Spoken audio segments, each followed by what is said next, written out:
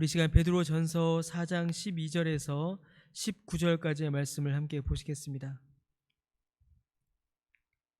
베드로전서 4장 12절에서 19절까지 말씀입니다. 우리 한 절씩 나누어 읽도록 하겠습니다. 사랑하는 자들아, 너희를 연단하려고 오는 불시험을 이상한 일 당하는 것 같이 이상히 여기지 말고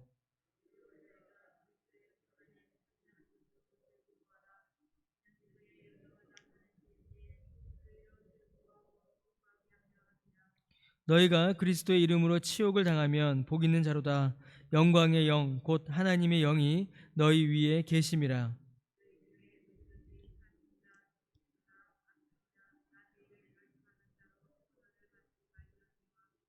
만일 그리스도인으로 고난을 받으면 부끄러워하지 말고 도리어 그 이름으로 하나님께 영광을 돌리라.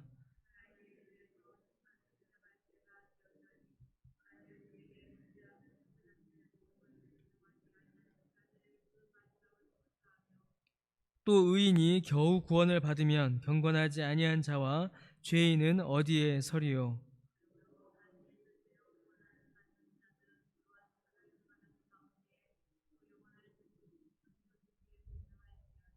아멘.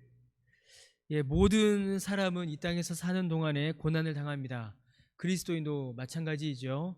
오히려 그리스도인은 그 믿음으로 말미암아 더 많은 고난을 당하게 되고 더 심한 고난을 당할 때가 있습니다.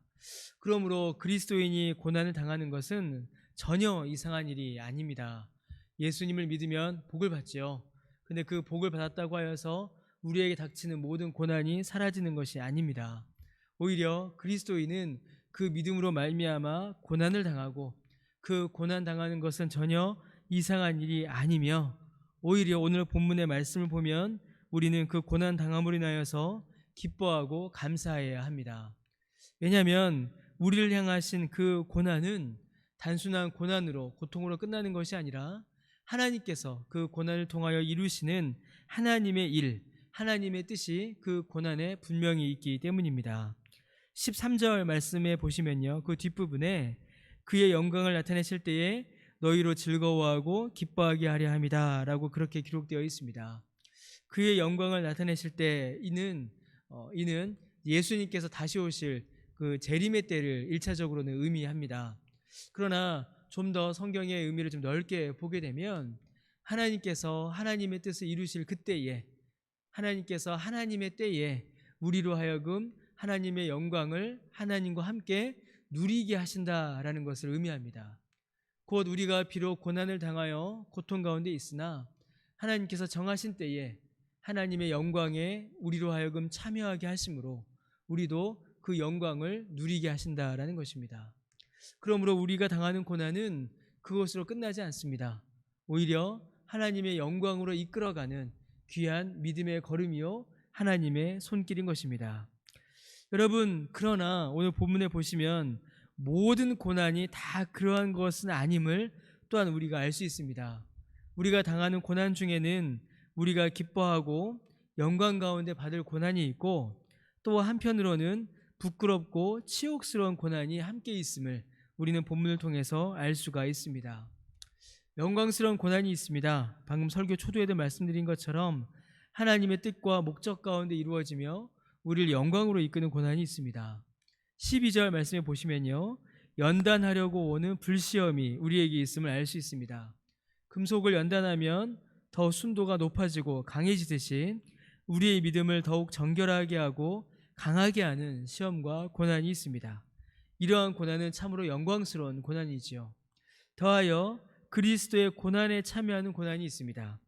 예수님을 믿는 그 믿음을 지키기 위하여 고난을 받고 그 믿음 때문에 고난을 받으며 또한 그 믿음을 전하고 증거하기 위하여 받는 고난이 있습니다. 여러분, 이러한 고난들은 모두가 다 영광스러운 고난입니다. 예수님께서 살아가신 그 모습을 따라 살다가 예수님의 형상을 이루며 살다가 받는 고난은 오히려 복이며 하나님의 성령이 함께 하심으로 하나님께 영광을 올려드리는 고난입니다. 그래서 우리는 이러한 고난을 당할 때에 오히려 기뻐할 수 있고 감사할 수 있으며 하나님께 찬양을 올려드릴 수 있습니다. 그러나 우리에게 닥치는 고난 중에는 수치스러운 고난도 있습니다. 15절 말씀해 보시면 죄로 말미암아 당하는 고난도 있습니다. 살인이나 도둑질이나 악행으로 인하여서 받는 고난은 부끄럽고 수치스러운 고난입니다. 여러분, 우리가 이 사실을, 이 두 가지를 잘 분별해야 합니다. 그리스도인이 받는 모든 고난이 다 영광스러운 것이면 좋겠는데 그렇지 않을 때가 있다는 것입니다. 자기의 욕심을 따라 죄를 저질러 악행으로 인하여 받는 고난은 수치이며 우리가 피해야 합니다. 여러분, 야고보서 1장 13절 14절에 사도 야고보가 이렇게 교회를 권면합니다. 사람이 시험을 받을 때에 내가 하나님께 시험을 받는다 하지 말지니 하나님은 악에게 시험을 받지도 아니하시고 친히 아무도 시험하지 아니하시느니라. 그리고 야고보서 1장 14절에 오직 각 사람이 시험을 받는 것은 자기 욕심에 끌려 미혹됨이니 라고 이렇게 기록되어 있습니다. 조금 더 가지려고 하고 조금 더 누리려고 하고 조금 더 쾌락을 즐기려고 할 때에 우리의 욕심이 우리를 지배할 때에 우리는 시험에 스스로 들게 되고 그로 말미암아 고난을 당할 때가 있다는 것입니다. 이는 영광스러운 고난도 아니고 하나님께 찬양을 올려드릴 고난도 아니며 우리가 저지른 죄의, 우리가 저지른 악행의 결과일 뿐입니다. 여러분, 오히려 우리는 이를 멀리 해야 하고 하나님께 영광이 되기보다 그리스도의 이름을 더럽히는 이러한 죄와 수치를 우리는 멀리해야 합니다. 여러분, 우리는 자기의 잘못으로 당하는 고난을 믿음의 고난이라고 오해하고 포장할 때가 우리는 종종 있습니다. 그러므로 우리는 고난을 당할 때에도 먼저 자기 자신을 돌아보고 하나님 앞에서 우리 자신을 살펴야만 합니다. 자, 그러면 어떤 고난이 하나님께 영광을 올려드리는 고난이고 어떤 고난이 우리의 죄로 인한 수치의 결과인가? 그것이 분명하게 드러나지 않을 때도 심지어 있습니다. 그러나 그 결과, 그 열매를 보면 분명히 나타납니다. 19절 말씀을 보시면요, 하나님의 뜻대로 당하는 고난은 그 열매 역시도 선합니다. 선을 행하게 된다는 것이죠. 하나님의 덕을 이루며 증거하게 됩니다. 그리고 그 고난을 당한 이후에 하나님께서 그 영혼을 하나님께 의지하게 하고 하나님의 뜻 가운데로 더욱더 견고하게 붙들어 가십니다. 고난을 당한 이후에 하나님이 더욱더 분명히 드러나고 내가 더욱더 하나님께 의지하게 되며 또 그 모든 일들로 말미암아 선한 열매를 맺는다면 여러분, 그것이야말로 하나님께서 기뻐하시는 선한 고난일 것입니다. 그러나 그 반대의 열매, 오히려 악이 드러나고 오히려 하나님을 미워하게 되며 하나님을 떠나려 하고 어느 것 하나 하나님께서 기뻐하시지 않는 일들만 나타나게 된다면 그것은 우리의 악행에서 온 고난일 확률이 매우 높습니다. 여러분, 우리에게 닥치는 수많은 고난이 있습니다. 믿음 가운데에 하나님의 뜻을 발견하고 우리를 향하신 하나님의 계획을 이루어가는 귀한 과정들로서 그 모든 고난은 사실은 우리에게 의미가 있습니다. 심지어 우리가 악행으로 말미암아 저지르는 고난 역시도 하나님께서 그 고난으로 말미암아 우리를 고치시고 우리를 죄에서 돌이키게 하시기에 심지어 그것마저도 하나님의 뜻 안에서는 우리를 유익하게 하는 하나님의 손길이 됩니다. 고통스러우나 아름다운 열매를 맺는 영광의 걸음이 된다라는 것입니다. 사랑하는 성도 여러분, 우리 앞에 많은 고난이 있습니다. 이미 당하셨을 것이고 또 지금도 고난 중에 계신 분이 있으시고 또 앞으로도 우리에게는 고난이 닥쳐올 것입니다.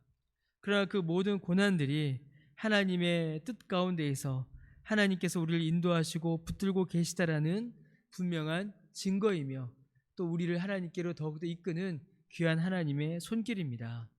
그렇게 우리 앞에 놓여있는 또 믿음의 길을 걸어가시는 저와 여러분 우리 모두가 되시기를 주님의 이름으로 간절히 축원합니다. 이렇게 기도드리겠습니다.